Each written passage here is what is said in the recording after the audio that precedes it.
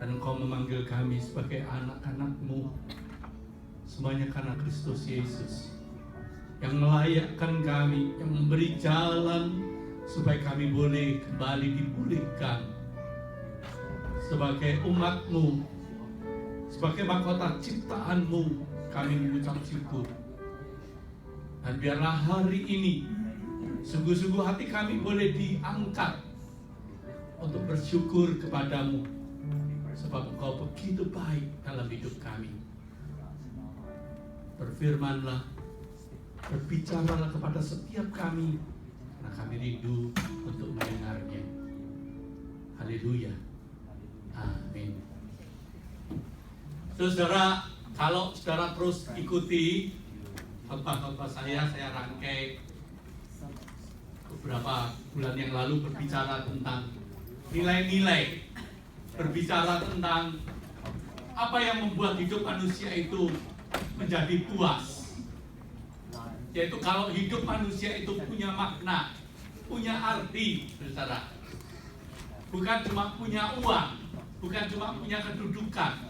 Sebab orang yang mempunyai uang, mempunyai kedudukan, tapi kalau dia tidak menganggap dan tidak menyadari bahwa hidupnya begitu berarti, maka percuma juga. Ya, setiap orang membutuhkan uang, setiap orang membutuhkan rumah yang baik, membutuhkan pekerjaan yang baik. Tetapi ujung dari semuanya itu, orang harus sungguh-sungguh puas dalam hidupnya.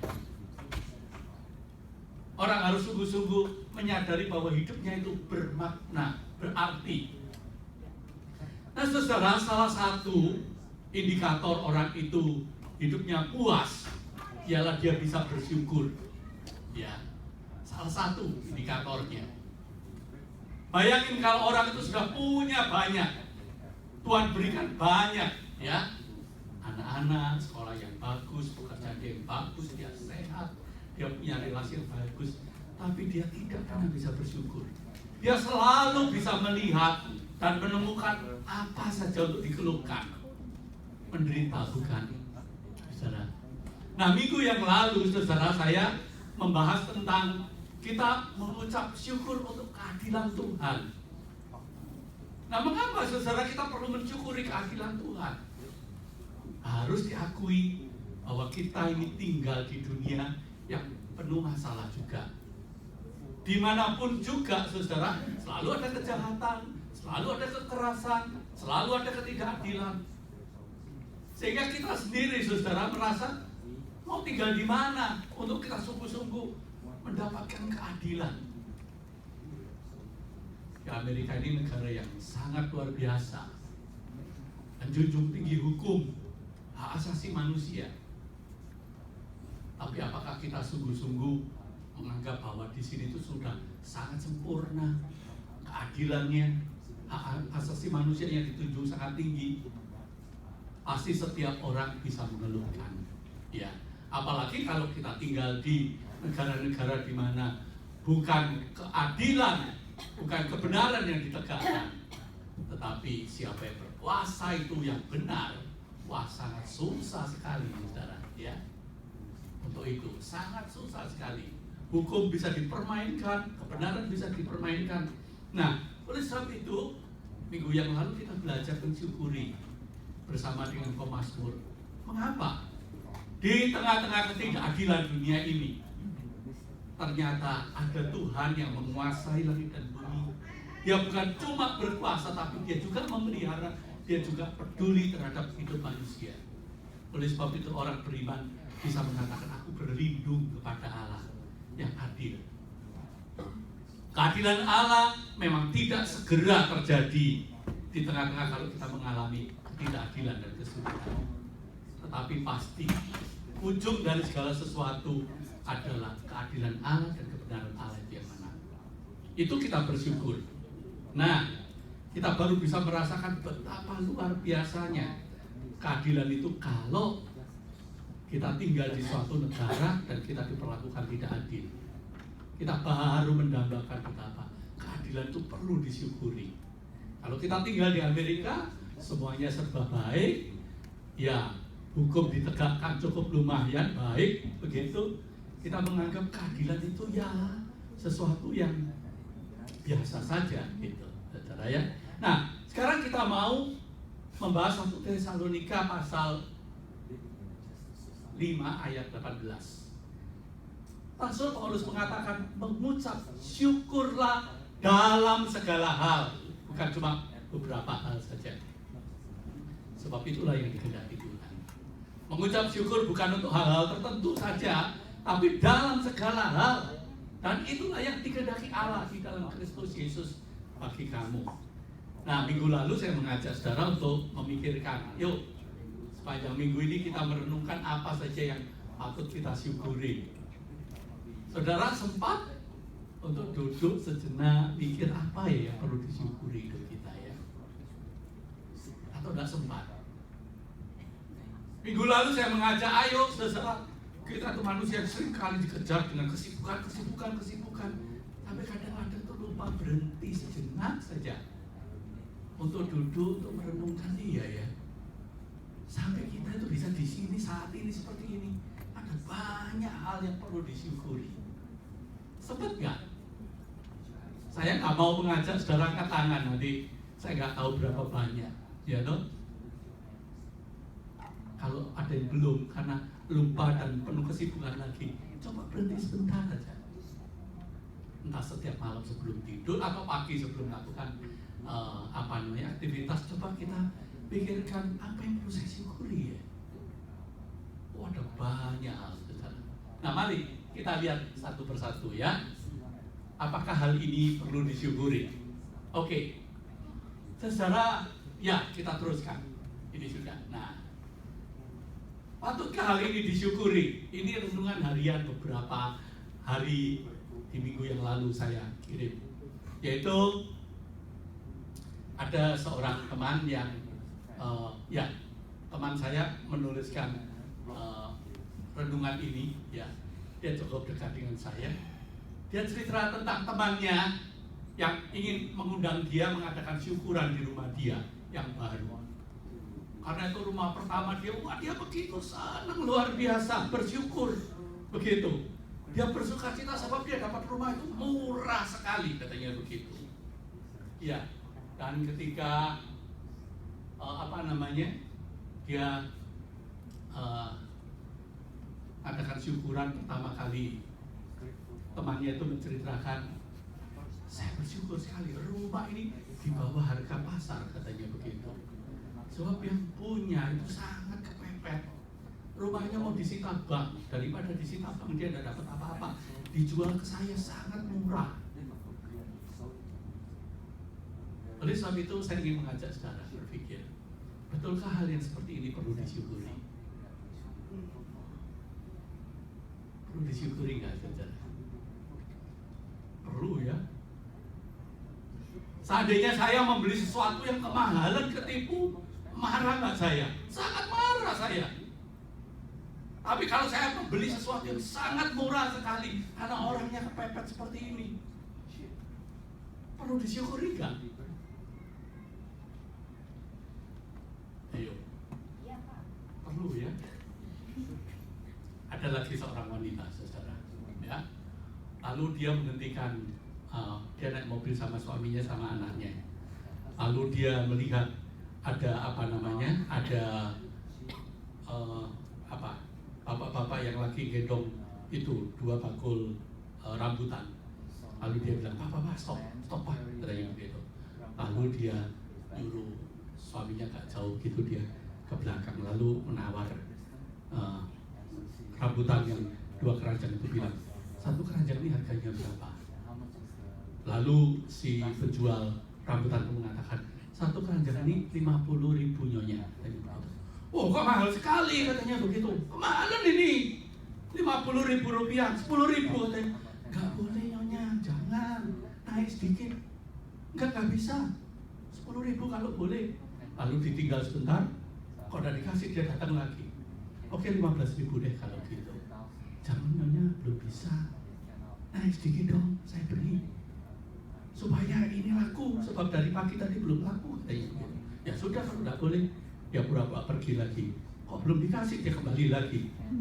Boleh nggak 20.000? Kali ini kalau udah beli 20.000 saya pergi dulu ya. Jangan Nona, naik lagi lah sedikit katanya. Udahlah ini untuk pelaris. Katanya begitu. Belilah 2 keranjang sekaligus ya supaya saya bisa pulang. Oke, kali ini harganya sudah fix ya. Saya nggak mau naik lagi 25.000 kalau udah boleh sudah. Lalu dia naik ke mobil. Lalu orang yang jual itu panggil-panggil.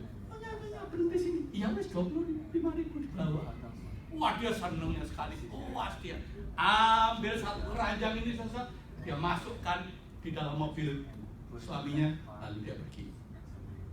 Nah ketika dia pergi itu, saudara belum lama dia cerita, aku puas sekali, aku bisa nawar begitu murahnya, luar biasa katanya begitu. Ini kalau di supermarket ini 50.000 gak boleh ini segini nih. Waduh, puas rasanya. Oh suaminya kaget. Jadi harga seharusnya berapa? Loh itu murah sekali, di pasar aja belum tentu dapat, apalagi di supermarket. Suaminya jebret, mangkat gak bisa begini. Kita putar balik. Kenapa katanya? Kamu harus bayar yang sebenarnya katanya begitu. Loh aku ini berhasil loh. Wanita siapa sih kalau nawar sampai bisa dapat yang murah itu nggak puas. Aku suruh kembali. No. Ayo kamu kembali. Kamu bayar yang seharusnya. Lalu si wanita mengatakan, enggak, kalau kamu mau kamu yang bayar. Lalu oke. Ya berhenti di depan si orang yang jual rambutan tadi. Lalu dia turun, dia buka pintunya, sengaja istrinya di situ. Lalu dia bilang, Pak, berapa ini yang 1 bakul ini? 75.000 Tuhan, katanya begitu. Gak boleh turun lagi ya, gak boleh. Oke, dibayar 75.000. Tadi saya dibayar 25 ya, jadi kurang 50. Itu sudah diambil tadi singonya tadi ya. Terima kasih. Lalu apa yang dikatakan oleh si bakul rambutan itu? Tuhan, terima kasih Tuhan, terima kasih. Begitu. Dari pagi tadi belum laku. Ini saya jual rambutan karena saya ingin membayar uang sekolah untuk anak saya Tuhan. Terima kasih ya Tuhan, katanya begitu. Si Tuhan itu pergi dengan nyanyanya tadi. Mam, kamu mendengar apa yang dikatakan oleh bakul rambutan tadi? Dia jual rambutan untuk bayar uang sekolah anaknya. Iya, saudara. Perlukah hal yang seperti ini disyukuri, saudara? Seperti si nyonya tadi mengatakan, wah aku bersyukur loh, aku bisa nawar sedemikian rupa sampai aku puas. Saudara, salah nggak kalau kita bersyukur seperti itu? Saya tidak berani menilai salah atau tidak. Tapi itu kebiasaan orang bersyukur. Oke, kita teruskan lagi. Saudara, kita bandingkan dengan Roma pasal 12 ayat 15. Rasul Paulus mengatakan begini. Dia mengajar kepada jemaat di Roma, bersukacitalah dengan orang yang bersukacita dan menangislah dengan orang yang menangis. Nah, prinsip ini prinsip yang tidak biasa di dunia. Dunia ingin kalau bisa ya kita itu datang untuk bersukacita, itu membawa hati kita sukacita. Hidup ini sudah penuh banyak beban kok. Kita mesti ketemu, mesti ikut nangis dengan orang yang susah. Aduh. Kalau nikmat dibagi-bagi dong. Kalau sukacita dibagi-bagi dong. Tapi kalau air mata ya menangislah sendiri. Tetapi Rasul Paulus mengatakan bersukacitalah dengan orang yang bersukacita dan menangislah dengan orang yang menangis. Saudara, kalau kita lagi sangat susah dan berduka dan ada orang yang dekat dengan kita dan dia tidak bisa memberikan kata-kata penghiburan apapun, kita bisa cerita kesulitan kita, kesusahan kita. Lalu kita bercerita dengan air mata dan orang yang mendengarkan itu cuma diam saja mendengarkan, lalu air matanya juga ikut netes tanpa kata-kata. Itu cukup nggak buat kita yang susah? Atau secara membutuhkan waktu di mana kita sedang curhat tentang kesusahan kita, kesulitan kita, lalu dia memberikan begitu nasihat yang begitu panjang lebar. Mestinya kamu begini. Kamu itu hidupnya jangan cuma berkeluh kesah terus dong. Ayo ucap syukur dong. Ucap syukur tuh begini. Waduh, malah kita sendiri saudara nggak curhat, tapi malah lebih tertekan lagi. Iya kan? Sehingga Rasul Paulus mengatakan, dengan orang yang menangis, kamu cukup menangis, titik. Iya. Jangan dibalik, jangan bersukacitalah dengan orang yang menangis. Nah itu bahaya. Ya, apalagi bersyukur mendapat berkat dari orang yang menangis. Wah itu bahaya, saudara. Oke, yang kedua kita lihat. Kita bersyukur, saudara, sebab kita itu diselamatkan. Diselamatkan untuk apa? Ini pertanyaannya. Ya coba. Yang lalu kalau saudara lihat, saya lihat tayangan video tentang badai yang melanda daerah Karibia, dan juga yang parah itu di mana namanya Haiti. Waduh, rasanya sambil lihat itu mata saya bisa terpejam sendiri. Kita mengatakan ya itulah negara miskin, dilanda badai, banyak orang mengalami musibah, ada banyak yang mati. Tapi walaupun itu melanda negara kaya, saudara, kalau badai sebesar itu pasti menimbulkan bencana besar. Ya. Nah, bisa nggak saudara? Ada orang yang bisa bersyukur. Aduh, aku bersyukur. Aku bersyukur karena ternyata pulauku, negaraku terlewati. Atau ada orang yang mengatakan aku bersyukur bahwa tetanggaku kena badai tapi aku sendiri survive. Ya. Satu hari saya dengan beberapa teman adakan mission trip. Saya lupa yang beberapa. Mengundang seorang anak Tuhan yang memberi kesaksian. Dia seorang pramugari dari pesawat Lion Air, yang kemudian ada waktu tinggal landas ya, ada waktu landing di Solo, nggak tahu gimana remnya blong atau gimana, sampai terus lewat sampai ke ujung sana, nggak mau berhenti, nabrak kuburan. Banyak sekali yang mati, kapal terbangnya terbelah. Dan itu terjadi malam hari, hujan lagi, saudara. Sampai orang-orang yang yang mencoba mengevakuasi itu bekerja di dalam malam gelap gitu. Mereka cuma bisa mayat demi mayat ditumpuk, termasuk pramugari ini. Karena sudah dianggap mati, ditumpuk dengan mayat yang lain. Ternyata dia masih hidup. Dan ketika sudah dianggap mayat, dia masih bisa teriak minta tolong setelah dia sadar. Dan dia dibawa ke rumah sakit. Tulangnya banyak sekali patah, wajahnya ini. Wah, saya bayangin wajahnya sekarang ini karena hancur, diganti dengan metal, kakinya dan sebagainya, saya nggak bayangin ya. Beberapa bulan dia dirawat di rumah sakit Mount Elizabeth, Singapura. Begitu ya, dia memberi kesaksian luar biasa. Dia menulis sebuah buku yang terkenal, saya lupa judulnya, pokoknya ada wingnya. Wing kayaknya ikut ya waktu itu ya, iya, di Pulau Rote dia memberi kesaksian. Dari sekian ratus penumpang itu, cuma beberapa yang selamat, dia termasuk yang selamat pada sudah ditumpuk dengan mayat. Dan dia mengatakan sungguh Tuhan itu baik. Dia mau mensyukuri untuk selama-lamanya. Saudara, salah nggak bersyukur untuk hal seperti ini?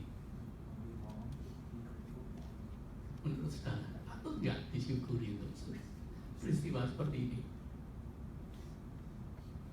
Kalau yang pertama tadi mudah menjawab ya, wah kayaknya yang itu nggak perlu disyukuri. Tapi kalau yang ini bagaimana? Kalau terbalik gimana Pak? Bagaimana? Orang yang begitu sudah diselamatkan dan tidak bersyukur lagi. Nah, kalau dia tidak bersyukur padahal dia sudah diselamatkan, lebih parah lagi, saudara, ya kan? Bayangin, lebih boceng lagi kan?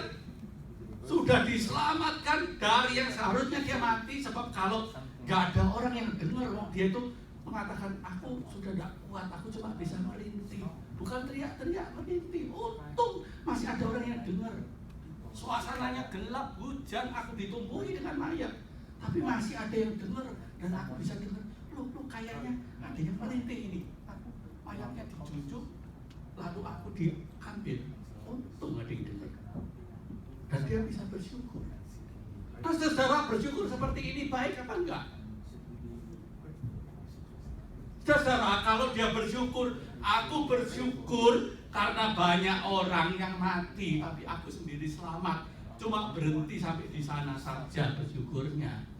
Baik enggak? Baik. Tapi kurang. Mengapa kurang? Sebab ini pertanyaannya. Apa yang aku syukuri? Yang aku syukuri adalah orang lain mati, aku sendiri yang selamat, atau dia mempertanyakan kenapa sih kok Tuhan menyelamatkan aku?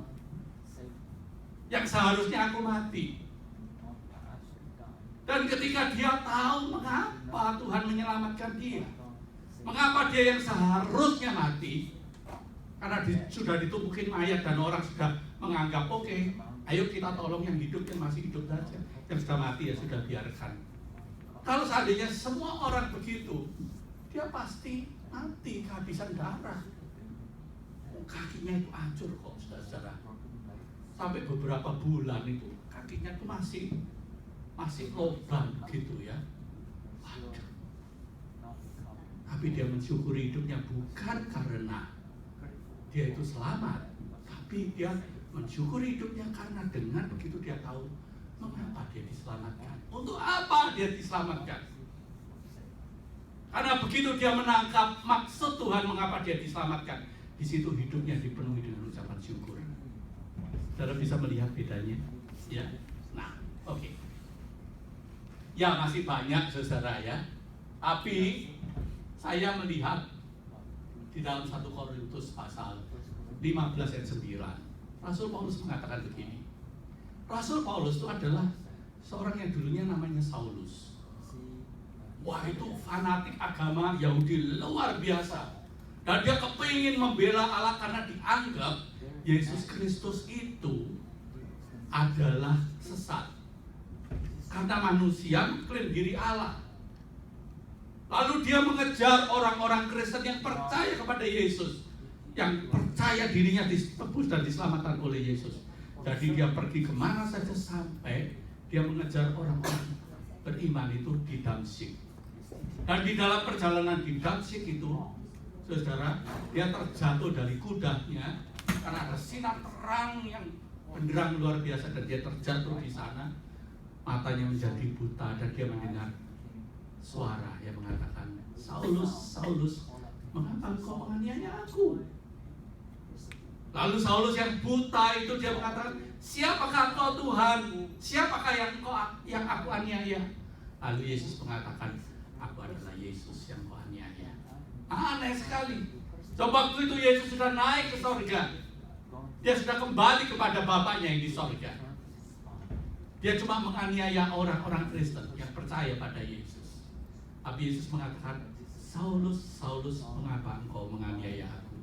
Artinya bahwa di dalam penderitaan orang beriman, ketika orang beriman itu dianiaya, maka orang itu bukan menganiaya orang beriman, tetapi menganiaya Tuhan yang dia imani, yang dia percayai. Dan Tuhan itulah yang datang menemui Saulus. Mengapa kau menganiaya aku? Dan disitulah Saulus mengalami pertobatan. Dia diminta Tuhan untuk masuk ke dalam kota di Damsyik, ibu kota Syria sekarang. Dan di situ kemudian matanya dicelikkan lagi oleh Tuhan melalui seorang nabi, saudara. dan dia dipakai oleh Tuhan untuk memberitakan Injil sebagai rasul. Sehingga saudara, di dalam 1 Korintus pasal 15 ayat 9 mengatakan, ya kita lihat 1 Korintus pasal 15 ayat 9. Tetapi syukur kepada Allah yang telah memberikan kepada kita kemenangan oleh Yesus Kristus Tuhan kita. Dia bersyukur sebab dia seharusnya sebagai orang yang binasa karena dosanya, tetapi dia boleh diselamatkan, sehingga dia mengatakan, tetapi syukur kepada Allah yang telah memberikan kepada kita kemenangan oleh Yesus Kristus Tuhan kita, bukan oleh karena aku. Karena itu saudara-saudaraku yang kekasih, berdirilah teguh, jangan goyah, dan giatlah selalu dalam pekerjaan Tuhan. Sebab kamu tahu bahwa dalam persekutuanmu dengan Tuhan, jerih payahmu tidak akan sia-sia. Paulus, saudara, memang sudah diselamatkan oleh Tuhan. Harusnya ketika dia berjumpa dengan Tuhan, dia itu binasa, matanya buta, dan harusnya dia dibinasakan oleh Tuhan karena dia menganiaya orang beriman. Tetapi ketika Tuhan mau menjamah dia, Tuhan mau memberikan dia kesempatan untuk hidup, maka dia memberikan hidupnya untuk melayani Tuhan. Sehingga dia mengakui dalam 1 Korintus pasal 15, kalau kita baca, dari semua rasul ini, aku adalah yang paling hina. Mengapa? Sebab aku adalah penganiaya jemaat. Tetapi Rasul Paulus mengatakan, aku sungguh luar biasa jika aku masih diberi kesempatan untuk melayani Tuhan. Oleh sebab itu dia mengatakan syukur kepada Allah. Dia mengucap syukur karena apa? Karena dia masih diberi kesempatan untuk melayani Tuhan. Dia diberi hidup untuk melayani Tuhan, tidak binasa. Sehingga dia mengingatkan orang-orang di Korintus, karena itu saudara-saudaraku yang kekasih, ya apa tujuan kita diberi hidup oleh Tuhan? Dia mengatakan karena itu berdirilah teguh, jangan goyah. Ya, kita diselamatkan memang, saudara, masih belum terlepas dari segala pergumulan, kesulitan hidup. Tetapi saudara, kita diselamatkan supaya kita giat dalam pekerjaan Tuhan. Tuhan mempunyai tujuan yang baru. Sebab kamu tahu bahwa dalam persekutuanmu dengan Tuhan, jerih payahmu tidak akan sia-sia. Jadi diselamatkan, iya, dengan suatu tujuan. Mari saudara, kita lihat kenapa kita perlu bersyukur. Yang keempat, saudara, kita bersyukur saudara, sebab di balik derita ada maksud Allah yang sedang dia kerjakan melalui hidup kita. Maksud Allah yang dia selesaikan dalam hidup kita, saudara. Nah, kita lihat di Habakuk, saudara. Saudara, Habakuk adalah seorang nabi yang bergumul luar biasa, sebab dia melihat kekerasan, kejahatan demi kejahatan, dan dia protes sama Tuhan. Suatu hari saya ingin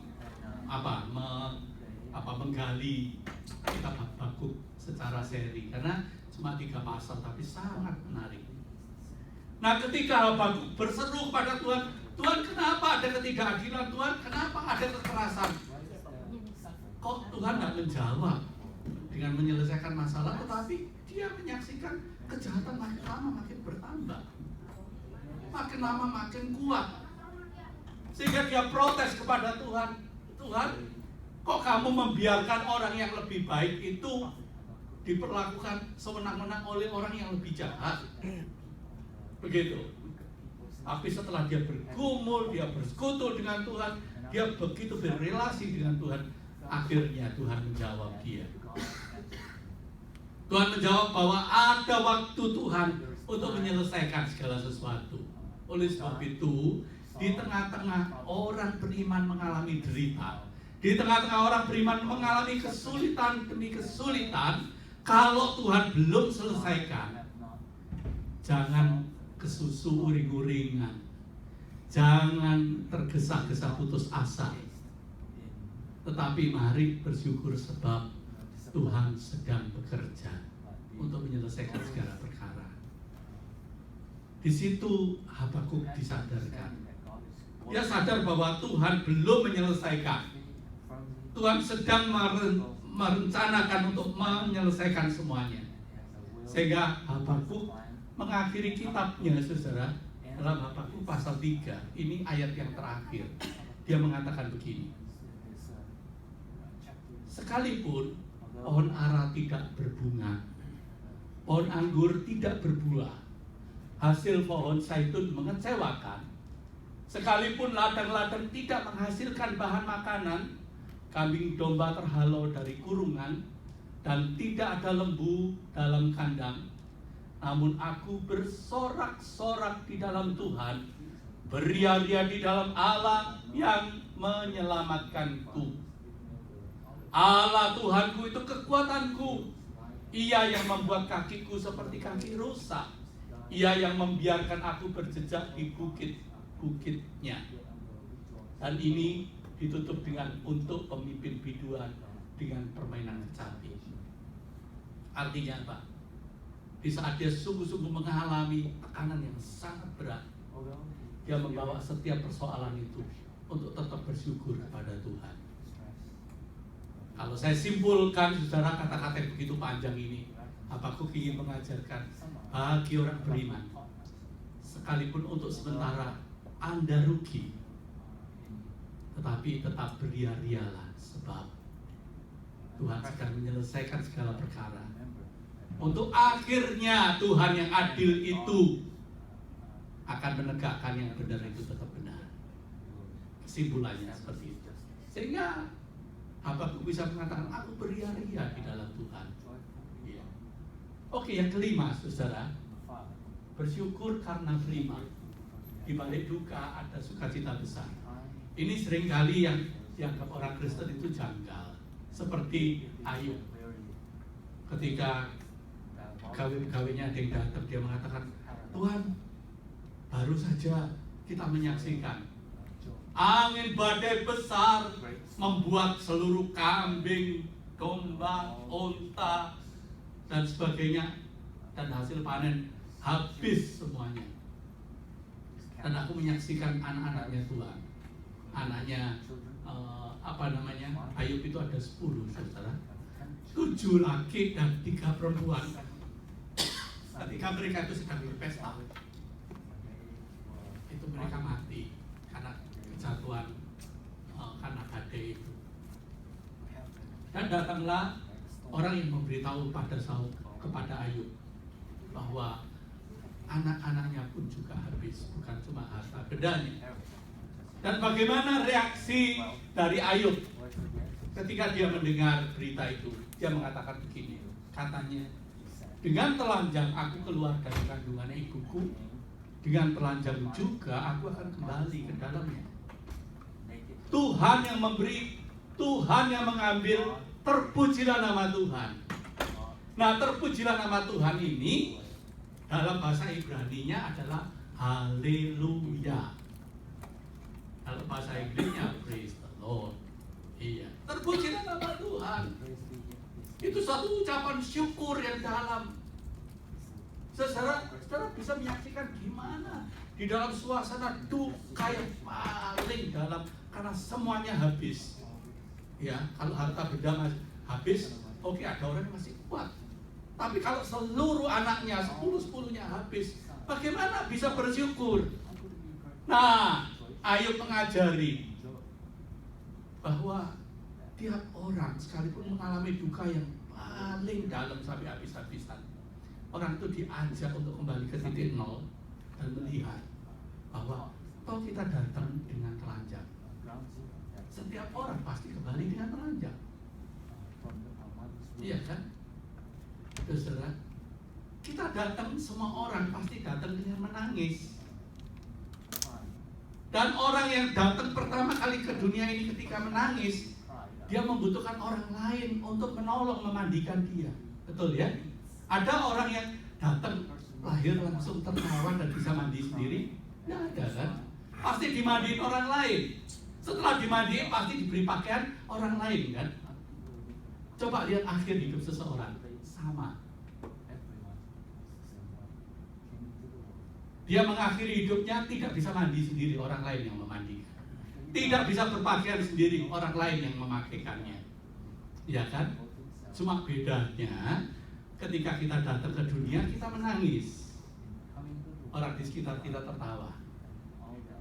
Tapi ketika kita meninggalkan dunia ini, gitu, sama, orang lain yang memandikan kita, orang lain yang memberi kita pakaian, tapi orang lain yang menangis.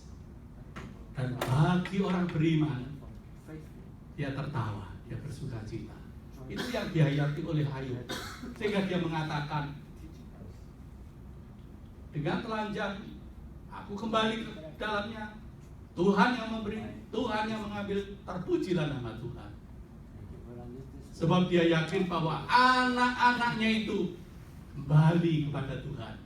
Sehingga dia bisa mengatakan, praise the Lord.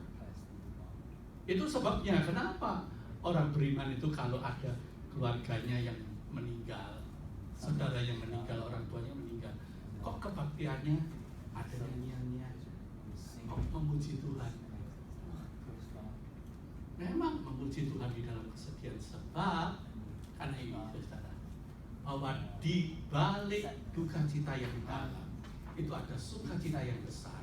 Sebab orang yang meninggal mendahului kita, orang beriman itu, dia kembali pada Tuhan.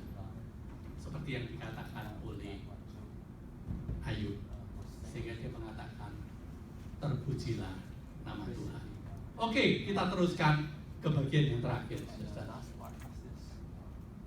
Saudara, Rasul Paulus mengajak kepada kita untuk memikirkan, apakah kita pernah tidak melakukan syukur seperti ini? Ya, Rasul Paulus dalam Filipi pasal 1 ayat 1 sampai 11, saudara, dia bukan cuma bersyukur untuk dirinya sendiri. Ya, kita tidak mungkin bisa bersyukur untuk orang lain sebelum kita bisa bersyukur untuk diri sendiri. Kalau diri kita ini masih dipenuhi dengan banyak keluhan, ketidakpuasan, ngomel, komplain, entah kepada orang lain, entah kepada pasangan kita, entah kepada orang tua kita atau anak kita, atau pekerjaan di mana kita bekerja, saudara, atau kepada Tuhan.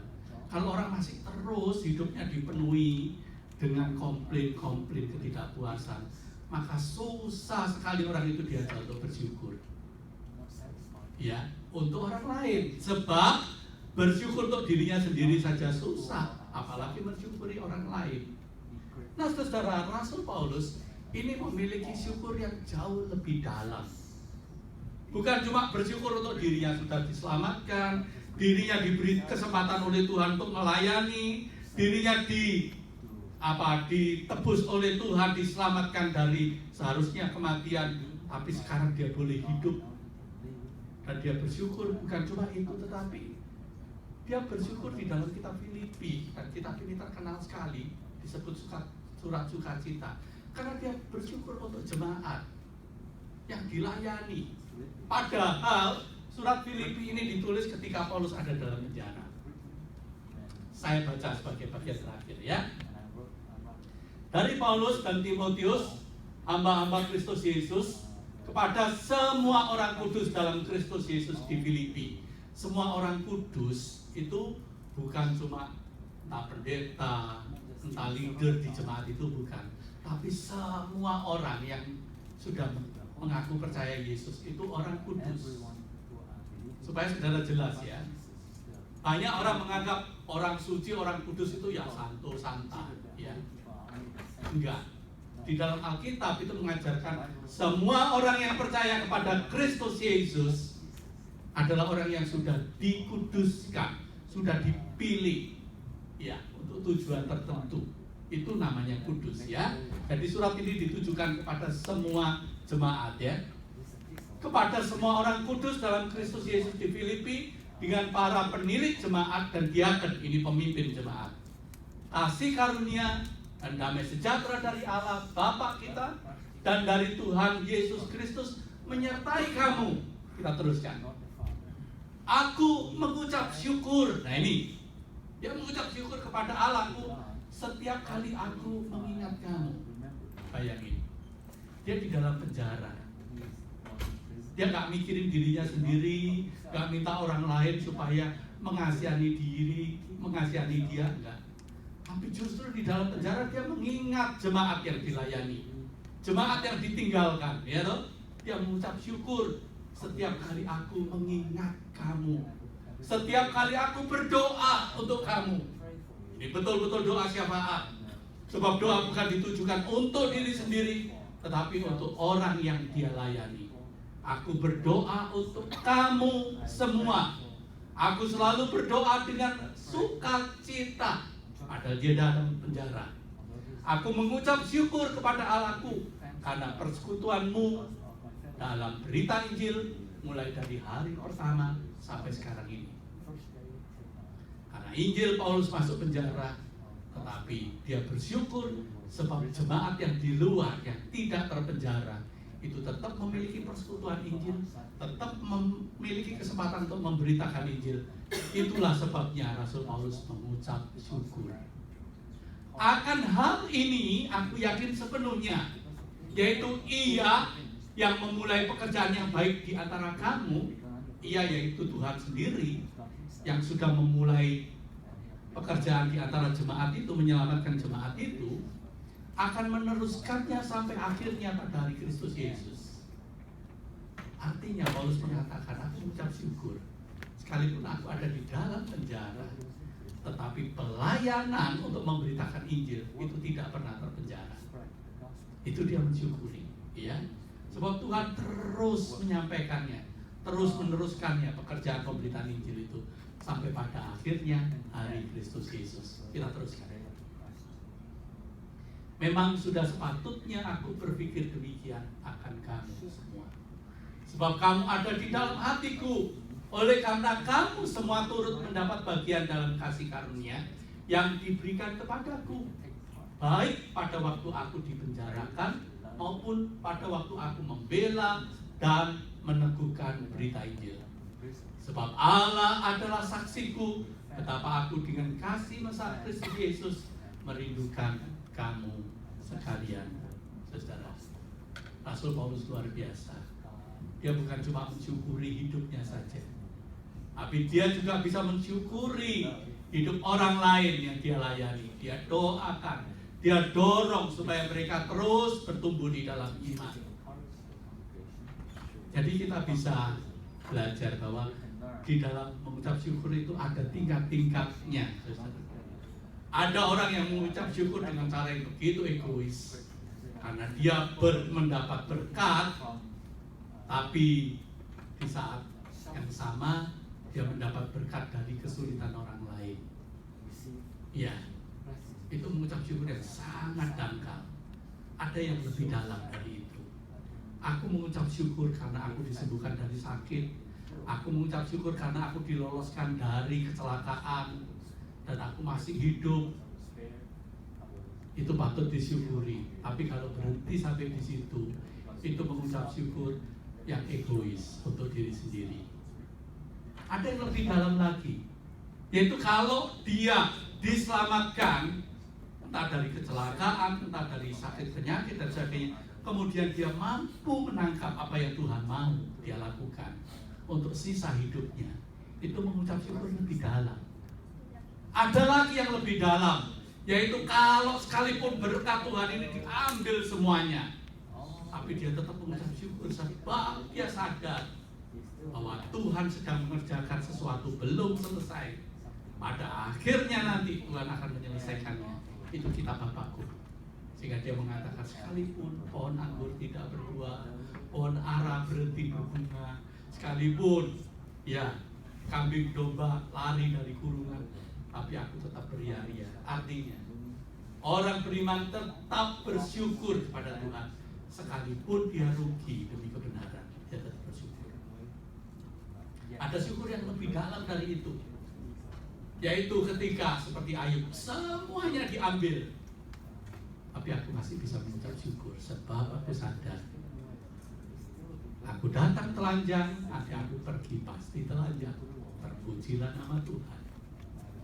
Dan ada ucapan syukur yang lebih dalam lagi, yaitu mengucap syukur yang tidak lagi memperhatikan kepentingan diri sendiri, tetapi dia bisa mendoakan, mensyukuri, mendorong orang-orang yang ada di sekitarnya. Oleh sebab itu, saudara, dari 6 ucapan syukur ini, mungkin saudara bisa melihat masih ada hal lain lagi barangkali. Anda masuk yang mana biasa mengucap syukur? Masuk mengucap syukur yang pertama kan? Yang kedua kan? Yang ketiga kan? Atau bisa sampai yang ke-6 kan? Ya. Kalau ditanya apa yang kamu perlu syukuri? Waduh, dalam hidupku ini banyak sekali yang perlu saya syukuri.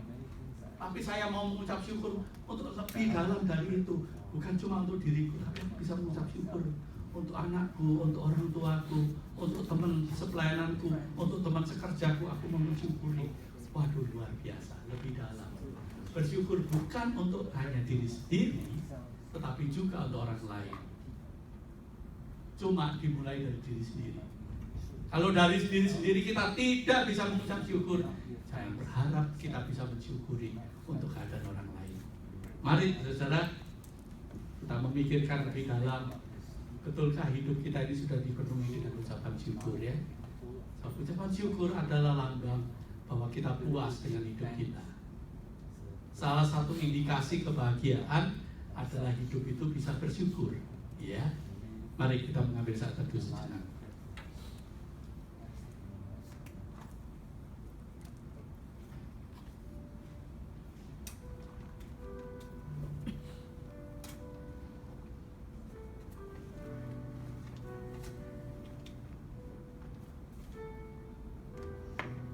Tuhan, setiap orang pasti mempunyai beban hidupnya sendiri-sendiri, mempunyai pergumulannya sendiri-sendiri.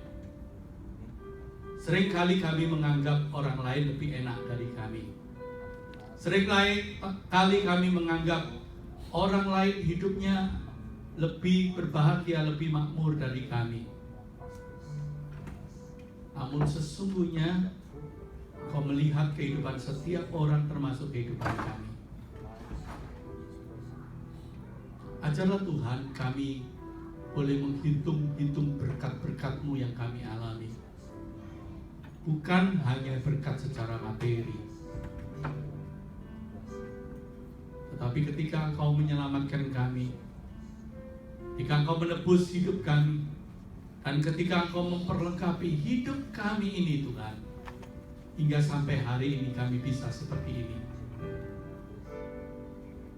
Kami mau mensyukuri bahwa Tuhan punya rencana atas hidup kami, supaya melalui seluruh kehidupan kami yang Tuhan izinkan terjadi, kami boleh mengucap syukur. Terima kasih Bapa di sorga. Di dalam Kristus Yesus, ajarkanlah kami mengucap syukur.